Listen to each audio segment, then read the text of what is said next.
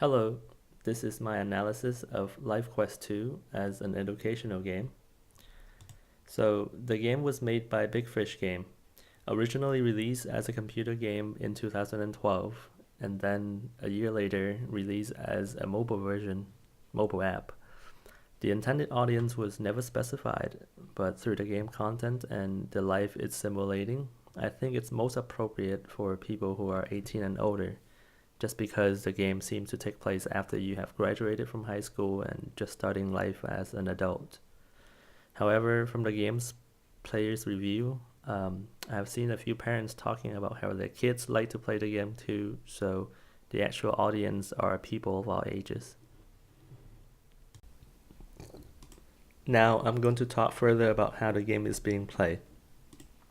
The player has three primary resources: money, time, and happiness. Money can be used for food or self-improvement classes that can help boost the player's stat. It costs time to do any daily activity in the game, like traveling, working, studying, or eating.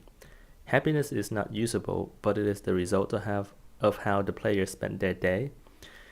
They can make a lot of money and lose a lot of happiness, or they can improve themselves and gain happiness, though this is just a small part of the game as it is more intertwined than that.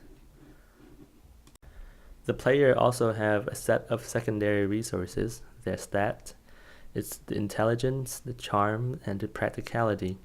These resources can help determine what job the player could get. The higher the stat, the higher the paying job, and how quickly they can do things. Intelligence allow them to take classes faster. Charm allow them to do most of the most of the job that have the social aspect. And practicality come later in the game where they own a home and they have to make home improvement. In this slide, I want to highlight one main interaction of the game, the clicking aspect. If you want to go to a place in the game, you would click on it, and once you're there, you are provided with more activities. For example, if you go to the city hall, you have the option of applying for a job. If you go to the restaurant, you have the option of eating. If you go to the shopping mall, you have the option of shopping. Keep in mind, these places are also potential employer. That means that you can work there. And finally, the main point of the game is to complete as many life quests as possible in as little time as possible. Is the game fun? As of today, I got these reviews from the iOS and the Android app market. Both of them receive very good reviews from the player. At least 80% of those who try this game like it. The majority of the bad reviews are from the player who got upset because they got hooked into the game and then the game asked them to pay to play further. A few of them are from technical problems, so it doesn't reflect the game mechanic. What was fun specifically? I think in terms of the MDA framework, the fantasy aspect of the game allowed the players to dream of another world with similar rules to his own, yet with much more control of what he or she can be. It allowed the player to get the satisfaction of playing out the life of someone they like. It allowed them to express, and it allowed the player to balance work and happiness within a limited time to achieve an in-game goal, which could be a nice, fun challenge. Is the game educational? Here's a notable review from Amazon. 6 out of 9 players found this helpful.